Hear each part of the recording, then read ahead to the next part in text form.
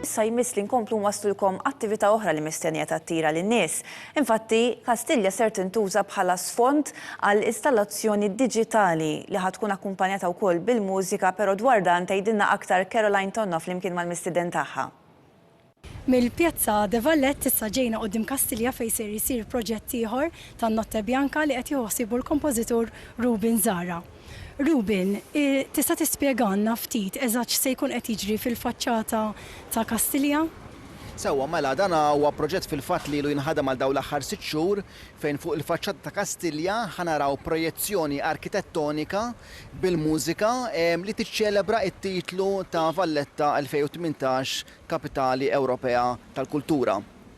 Il-proġett huwa interessanti għax jinvolvi il-parteċipazzjoni ta' kantanti minn korrijiet differenti madwar l-Ewropa illi użaw it-teknoloġija tal-webcam illi għandu aċċess għaliha kulħadd illum biex ikantaw il-parti tagħhom. Qed ikkantaw waħedhom imma tramit it-teknoloġija qegħdin jiġu flimkien f'muntaġġ ta' kor virtwali.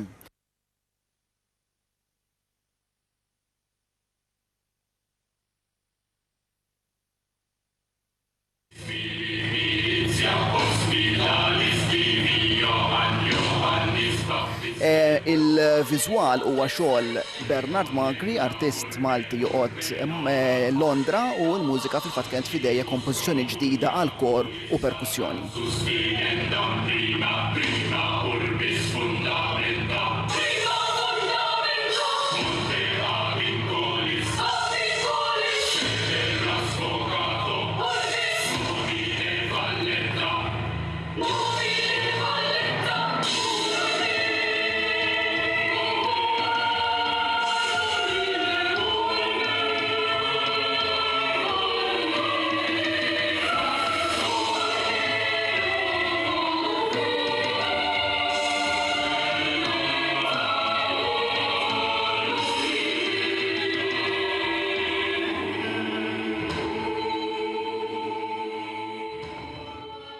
Konna nagħmlu riċerka fuq il-lirika għal dal-proġett, sibna l-iskrizzjoni tal-ewwel ġebla tal-Belt Valletta u għalhekk din kienet l-ispirazzjoni propju li nużaw partijiet mill-ewwel ġebla tal-Belt u għalhekk fil-fatt il-proġett seħħ Urbenova, Belt ġdida bil-Latin, illi qed jintuża bħala parti mit-tekst mill-lirika ta' dal-proġett kif ukoll iżda it-temi prinċipali l-erba' temi tal-Valletta 2018 Belt Kapitali Ewropea li huma rotod, ġenerazzjonijiet, gżejjer u bliet b'introduzzjoni bil-Malti. Huwa xieraq li proġett bħal dan ikollu introduzzjoni bil-lingwa Maltija tagħna li jintroduċi biex ngħidlek il-proġett kollu.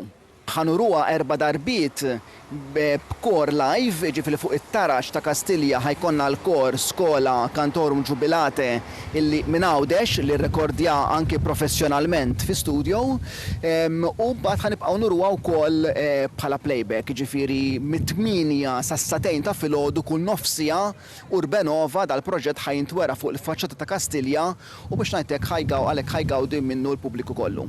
Bħala lingwa tal-kant x'se tkun bil-Malti?